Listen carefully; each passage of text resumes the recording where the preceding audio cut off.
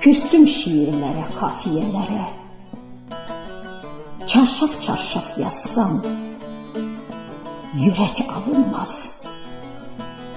Dava açtım aşkı yazan sözlere.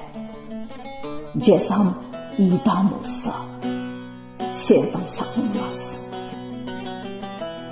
Kalem bir köşede çaresiz sessiz. Kağıt acımasız halime yanmaz. Gözüm aydınlıkta göremez tersiz. Ruhumda duygular derdime kanmaz. Mürekkep aktmaz damlaşanına.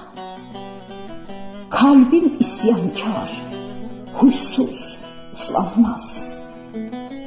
Yapayalnız kaldım, girdim kanına. Çığlıkla ağlasam gözler ıslanmaz. Günün gel barış şiirle, sözle.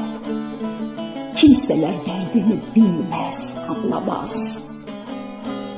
Ömür gelip geçer, baharla, güzle. Artık kalemi sende kimse alamaz.